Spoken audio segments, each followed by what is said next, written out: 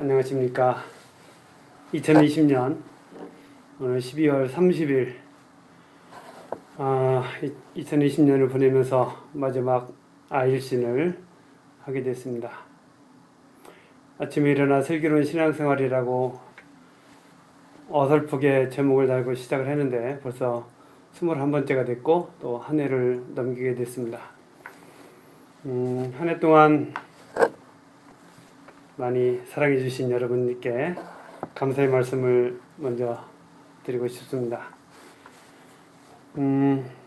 그래도 또 아일신이니까 뭔가 우리를 슬기롭게 하는 무엇인가를 찾아가야 되겠죠.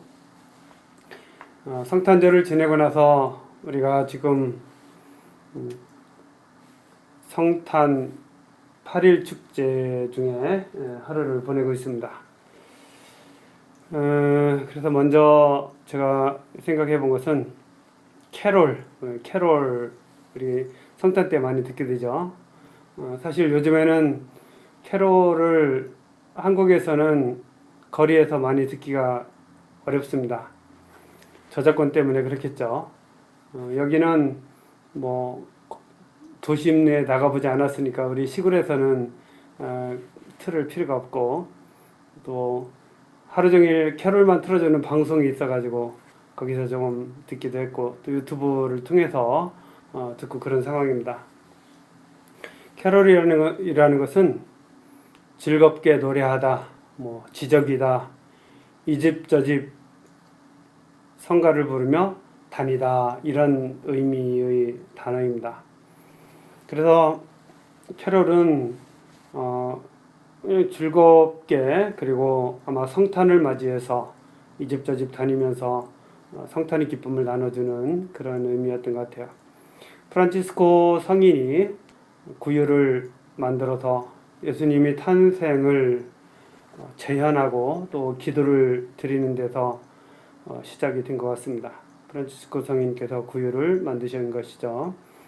그리고 이제 그 성탄의 기쁨을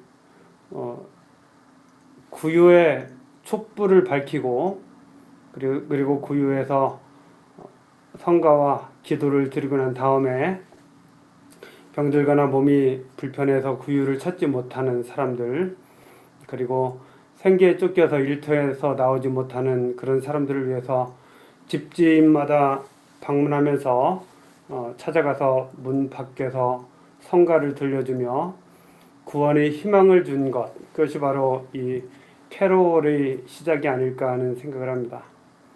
가장 오래된 캐롤은 The First Noel, 첫 성탄이라고 하죠.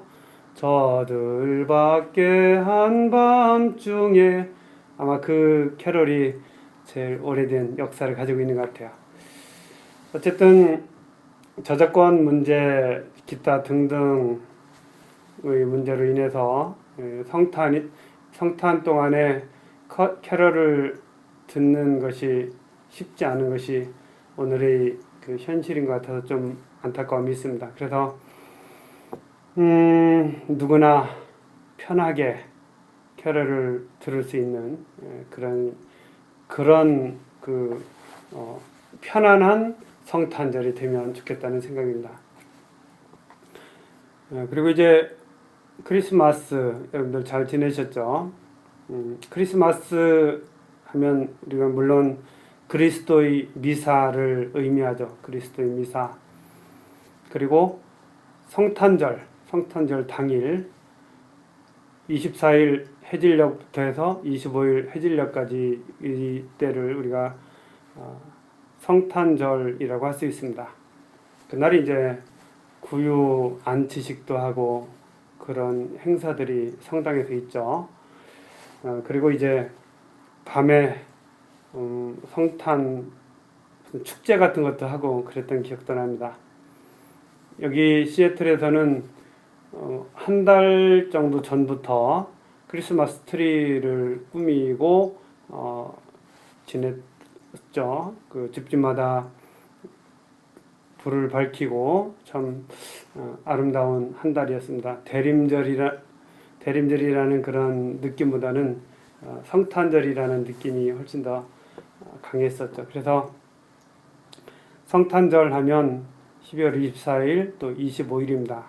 그동안에 24일 저녁 미사도 있고 또 밤 미사도 있고 새벽 미사도 있고 대축일 미사도 있고 뭐 그 낮 미사도 있고 여러 가지 성탄절 미사가 있지만 24일, 25일을 우리가 통틀어서 성탄절이라고 하죠.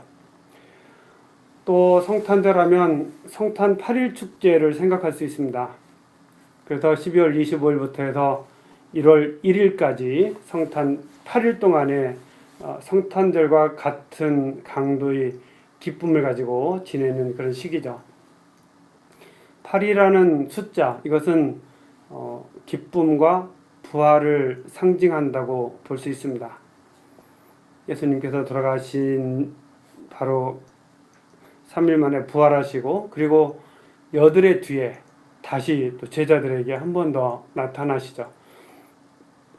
그래서 토마스를 포함한 모든 제자들이 부활하신 예수님을 만나 뵙고 너무 기뻐하는 이런 모습이 이제 8이라는 숫자의 의미에 있습니다. 성경에 보면 8이라는 숫자가 여러 번 나오죠. 그래서 성탄절 하면 24, 25일도 성탄절이지만 조금 더 넓히면 성탄 8일 축제 내내 성탄절 그 당일날과 같은 그런 기쁨의 시기이다 이렇게 볼 수 있습니다. 또 우리는 성탄절 하면 성탄 시기를 생각할 수 있죠. 성탄 시기는 성탄절 12월 24일부터 25일부터 해서 주님 세례축일까지입니다. 2021년 주님 세례축일은 1월 10일인 걸로 제가 알고 있어요. 그렇기 때문에 1월 10일까지가 또 성탄 시기입니다. 또 다른 성탄절이라고 볼 수 있죠. 그동안에는 그 중간에 예수 마리아 요셉의 성가정 축일이 있고요. 그리고 그 다음 주일은 주님 공현 대축일이죠.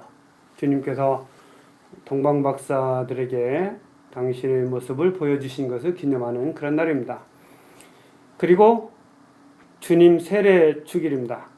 주님 세례축일은 또 다른, 그러니까 요 세 가지, 주님 성탄 태어나신 날, 그리고 동방박사들에게, 이방인들에게, 이방의 왕들에게 당신의 모습을 보여주신 사건, 그리고 이제 공생활을 시작하시는 이 세례 사건이라고 할 수 있죠. 이것을 이제 점진적인 무슨 성탄의 의미로 볼 수도 있습니다. 그래서 주님 공연 대축일이 원래 1월 6일인가 그렇게 보내는 그런 교회들도 있고 또 그날을 성탄으로 지내는 그런 교회들도 있을 정도입니다. 또 하나 성탄 동안에 우리가 생각하는 것은 성탄부터 40일간을 또 다른 성탄의 시기로 생각할 수도 있습니다. 모세율법에 따라서 정결례를 거행하는 그 날이 바로 40일째 되는 날이죠. 그래서 그때 시메온과 또 한나라는 이 두 사람이 예수님을 알아보는 이런 사건이 있었던 것이 바로 40일입니다. 그래서 우리는 지금 크리스마스를 지내고 있다. 성탄 시기를 우리가 지내고 있다. 물론 연말, 연초, 그래서 지금은 크리스마스 카드보다는 연화장이 더 사람들에게 오고 가는 그런 시기이긴 하지만 어쨌든 전례적으로는 크리스마스라는 거 먼저 생각을 할 수 있었으면 좋겠습니다. 다음으로 이제 교황님께서 하신 성탄 대축일 밤미사 강론을 제가 좀 잠깐 컨닝을 좀 했습니다. 교황님께서는 우리에게 한 아들이 주어졌습니다 라는 말씀으로써 이 성탄 밤미사 강론을 하셨습니다. 우리에게 한 아들이 주어졌다. 아이의 탄생은 모든 것을 바꾸는 그런 사건이죠. 뭐 가정마다 아이의 탄생은 온 가족들이 마음도 바꾸고 모든 것을 다 바꿔놓습니다. 그래서 교황님은 예상치 못한 힘을 솟아나게 하고 또 힘든 일과 불편함, 뜬 눈으로 지새는 밤도 거뜬히 이겨내게 하는 것이 바로 아이의 탄생이라고 이야기합니다. 형언할 수 없는 행복을 가져온다. 성탄은 바로 그런 것이다. 예수님의 탄생은 우리가 해마다 내적으로 다시 태어나고 모든 시련에 맞설 힘을 예수님 안에서 찾게 하는 새로움이다. 그리고 이제 교황님은 위하여, 이사야 예언자는 우리를 위하여 한 아기가 태어났다라는 곳에서 이 위하여라는 말에 관심을 가지십니다. 위하여라는 표현, 이것은 하느님의 아드님, 본성상 복되신 분께서 우리를 통하여 우리를 복된 자녀들로 되게 하시려고 오셨다는 것이다. 우리를 복된 당신의 자녀가 되게 하기 위해서, 하느님의 자녀가 되게 하기 위해서 하느님의 외아드님께서 우리에게 오신 것이다. 우리를 위하여 오셨는데 자녀가 되게 하기 위해서 오셨다는 것이죠.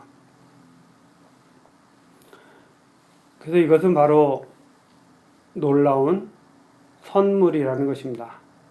놀라운 선물. 하느님께서 우리에게 오신 것은 놀라운 선물이다. 교황님은 이런 말씀도 하셔요. 여러분의 모든 새로움의 출발점은 여러분이 하느님의 아들, 딸임을 깨닫는 데 있음을 일깨워 주십니다. 이것이 우리 희망이 무너지지 않는 중심이며 우리 실존을 지탱하는 빛나는 핵심입니다.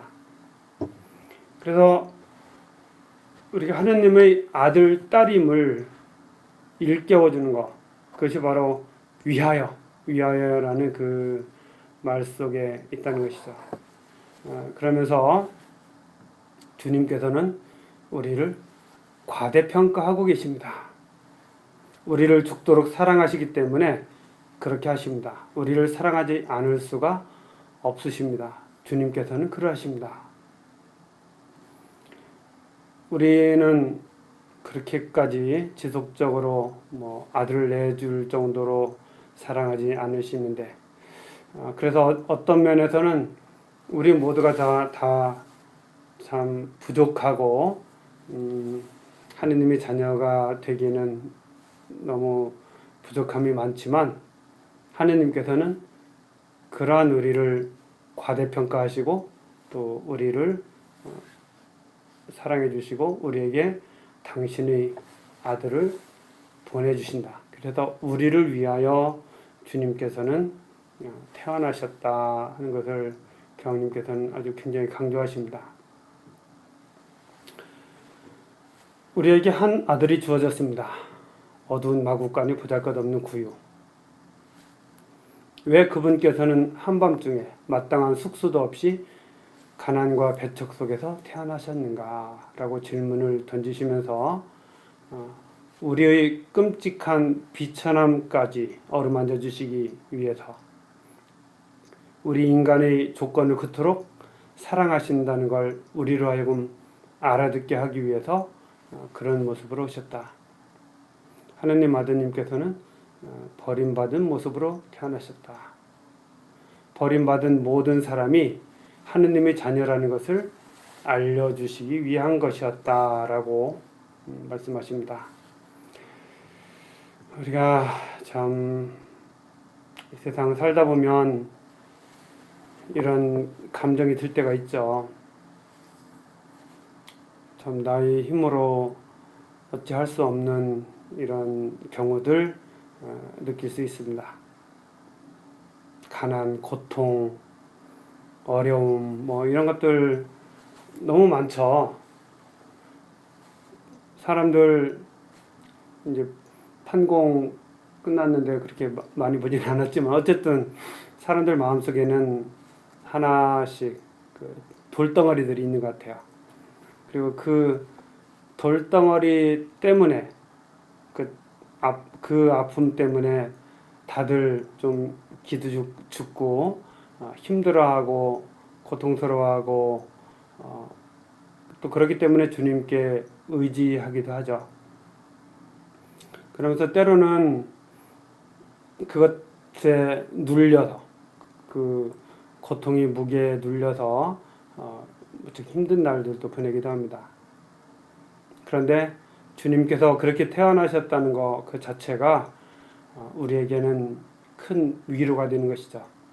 우리 부족함에도 불구하고 우리를 과대평가하시고 또 하느님께서는 우리 그런 부족한 우리를 있는 그대로 사랑해 주신다 하는 것이 교황님의 강론입니다. 그렇기 때문에 교황님께서 지속적으로 관심을 가지고 계시는 가난한 사람들, 고통받는 사람들, 이런 사람들이 또 이 크리스마스에 또 구유에 누워 계신 예수님과 또 동일시되는 이런 면들이 있어요.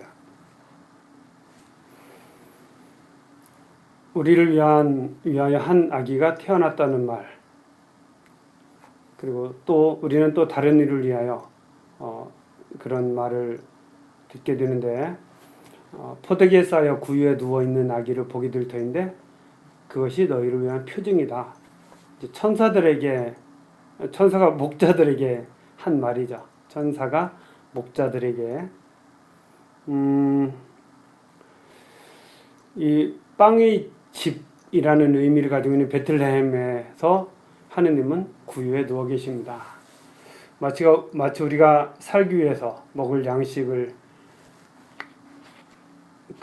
먹을 양식으로 그분이 필요하다는 것을 우리에게 상기시켜 주시는 것처럼 말입니다. 조건 없고 지칠 줄 모르고 구체적인 하느님의 사랑이 우리를 움직이도록 우리를 내어 맡겨야 됩니다. 그래서 천사들이 목자들에게 나타나서 이 표징을 보여준 것, 그것은 또 우리가 이 시대를 살아가면서 또 세상 사람들에게 보여주어야 할 표징이라고도 볼 수 있습니다. 우리에게 한 아들이 주어졌습니다. 어린 자녀를 둔 사람은 사람은 얼마나 큰 사랑과 인내가 필요함을 압니다. 아이를 먹이고 보살피고 씻기고 종종 이해하기 어려운 아이의 요구와 약함을 보살펴야 합니다. 그래서 예수님은 이 아이를 보살피는 그런 그 부모의 그 마음, 또 그런 삶, 그런 것을 배우도록 아기 예수님을 보내주셨다고 말씀하셔요. 하느님께서는 우리가 다른 이들을 돌보도록 재촉하시기 위해 아이로 태어나셨습니다. 그분의 여린 울음은 우리의 수많은 변덕이 얼마나 쓸모없는지를 깨닫게 합니다. 무장해제되고 무장해제시키는 분은, 그런 분의 사랑은 우리가 가진 시간을 우리 자신을 위해 슬퍼하도록 보낼 게 아니라 고통받는 사람들의 눈물을 위로하는 데 써야 한다는 것을 말씀하셔요. 그러니까 우리 자신이 위로받을 사람이기도 하죠. 그렇지만 반대로 우리가 아기 예수님을 보살피듯이 다른 사람들을 보살피고 다른 사람들에게 빵이 되어줄 수 있는 그런 삶을 이 구유 앞에서 교황님께서는 말씀하십니다. 우리에게 한 아들이 주어졌습니다. 아드님이신 예수님, 당신께서 저를 아들로 삼으셨습니다. 당신께서는 제가 꿈꾸는 제가 아니라 있는 그대로의 저를 사랑하십니다. 부족하지만 부족한 우리를 과대평가하시고 우리에게 사랑을 주신다는 그런 것을 우리가 정말 잊지 않고 이 성탄 시기를 지내면 좋겠습니다. 그래요. 교황님의 강론이나 말씀들은 읽고 묵상할 때마다 정말 가슴에 뜨거움을 채워주는 그런 면이 있어요. 여러분들도 이런 계기가 있을 때마다 교황님께서 어떤 말씀 하시는지 또 그것을 성경 말씀과 연결시켜서 보시면 좋겠습니다. 사랑하는 아마존 잠깐 조금 보도록 하겠습니다. 사랑하는 아마존은 오늘까지만 할까 그런 생각을 좀 하고 있어요. 91항 생명이 넘치는 공동체라고 하시면서 교황님께서는 바로 이 성체성사의 은총이 아마존의 모든 사람들, 모든 공동체 안에서 생명의 기운으로 넘치기를 바라는 그런 말씀하십니다. 그렇게 하기 위해서 사제들이 많이 필요하다는 말씀하셔요. 그렇지만 또한 사제만이 아니라 다양한 평신도들의 역할이 필요하다고 말씀하십니다. 그러기 위해서 성경, 교리, 영성, 또 실천 이런 면들로서 평신도 교육이 지속적으로 이루어져야 된다. 지속적인 양성 과정이 필요하다라고 교황님은 말씀하십니다. 그러니까 성직자들도 필요하지만 물론 당연히 필요하지만 성직자만이 아니라 평신도의 역할 그렇기 때문에 평신도의 양성이 대단히 필요하다.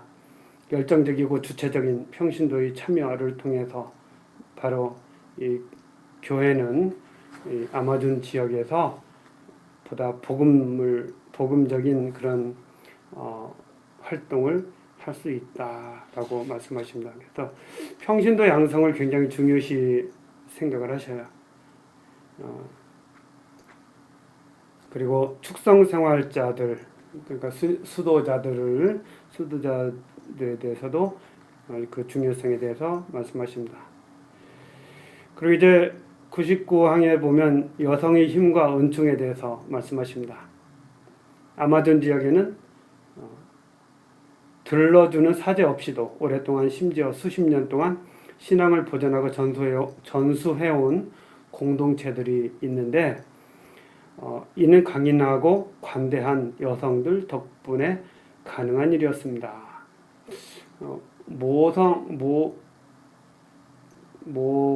그러니까 여성 중심의 사회였는지 그것까지는 잘 모르겠지만 어쨌든 교황님께서는 아마존 안에서 이 여성의 역할에 대해서 아주 중요한 의미를 두고 있습니다. 그 여성들의 입금에 의해서 이 많은 공동체들이 잘 그 아마존 지역에서 유지되어 왔었다는 것이죠. 그래서 교황님은 그런 역할들이 지속되어야 된다. 그렇다고 해서 꼭 그 여성이 사제가 되어야 되느냐? 교황님은 그런 관점은 가지고 계시지 않습니다. 반대로 또 사제의 역할이 있고 또 이 평신도의 역할 중에 또 여성의 역할이 있다는 것을 강조하십니다. 그래서 예수님의 역할 그리고 마리아의 역할 이 역할이 공동체 안에서 서로 조화를 이룰 수 있으면 좋겠다. 그런 말씀을 하십니다. 그리고 이 여성의 역할에 대해서 안정적이고 그 교회 안에서 직면하는 여성의 역할이 안정적이고 공적으로 인정받으며 주교의 위임을 받아서 하도록 해야 된다라고 그런 말씀하셔요. 그리고 이제 끝으로 갈등에 대해서 말씀하십니다. 아마 아마존 안에도 많은 종교들이 있겠죠. 많은 교파들이 있고 종교들이 있을 겁니다. 그래서 다종교 지역인 이 아마존에서 믿는 이들은 공동선과 가난한 이들의 발전을 위하여 함께 대화하고 활동할 수 있도록 자리를 만들어야 된다라고 이야기하고 있습니다. 모든 그리스도 교파가 우리와 같지 않다는 거, 우리 많이 알고 있죠. 그것을 알고, 그렇지만 우리가 받은 그 따스한 모성애의 보화를 아마존 지역과 함께 나누는 것이 우리의 의무라고 느끼고 있습니다. 그리고 이제 백부항에서 보면 서로 종교가 다르면 충돌이 있기 마련이죠. 그렇지만 그리스도인들의 일치에 대해서 말씀하십니다. 왜 일치해야 되는지 그런 그 조건들을 많이 여러 가지 말씀하셔요. 어쨌든 같은 그리스도교는 일치해야 된다. 그리고 다른 종교와는 대화를 해야 된다. 일치와 대화, 이것이 우리 가톨릭에 있어서 그리고 모든 그리스도교의 기본이 되겠죠. 그래서 제가 한국에 있을 때도 일치와 대화를 위한 그런 그 특강도 했었던 기억이 나고 중요하다는 생각을 하는데, 아마존이라는 세상도 우리가 지금 살고 있는 이 세상과는 비슷한 면이 있고, 그러면서도 아마존은 좀 더 그 절박함이 있지 않나 하는 생각이 듭니다. 아마존만이 아니고 저는 아프리카나 크고 작겠지만 모든 그 고민이 있고 충돌이 있고 문제가 있고 고통이 있고 이런 곳에 바로 이 신앙인들의 역할이 저는 대단히 중요하다고 생각을 하고, 그리고 성직자의 역할 물론 중요하죠. 성직자의 역할.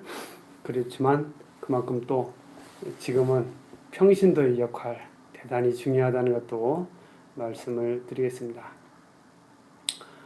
자, 이제 2020년 한 해를 마무리하는 시간이 되었습니다. 한 해 동안 쉽지 않은 시간을 열심히 살아주시고 잘 보내주신 여러분들 모두에게 감사 인사를 드립니다. 정말 감사의 말씀을 드립니다. 부족한 아이일신을 계속해서 시청해 주시고 또 구독, 알림, 좋아요 눌러주시고 응원해 주신 것에 대해서도 감사의 말씀을 드립니다. 여러분들에게 조금이나마 슬기로운 신앙생활에 도움이 되었으면 하는 바람으로 21번째까지 이런 시간을 가져봤습니다. 여러분들 덕분에 저에게는 조금 바쁘면서도 또 슬기로운 나름 사제 생활을 하는 기회가 되었던 것 같아요. 여러분들 때문에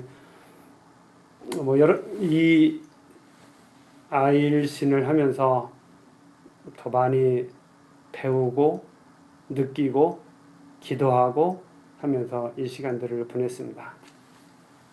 새롭게 되는 2021년, 새롭게 시작되는 2021년에는 더 알찬 내용과 또 새로운 콘텐츠로 함께 하려고 생각을 가지고 있습니다. 보통 이제 시즌 1, 시즌 2 이런 식으로 하는데 모르겠어요. 어쨌든 사랑하는 아마존은 오늘까지만 하고 그럴 생각입니다. 지금 생각으로는 매일 10분씩 간단한 신약성경, 성경에 대한 공부와 함께 통독을 같이 섞어서 하는 그런 프로그램을 좀 해볼까 생각을 하고 있습니다.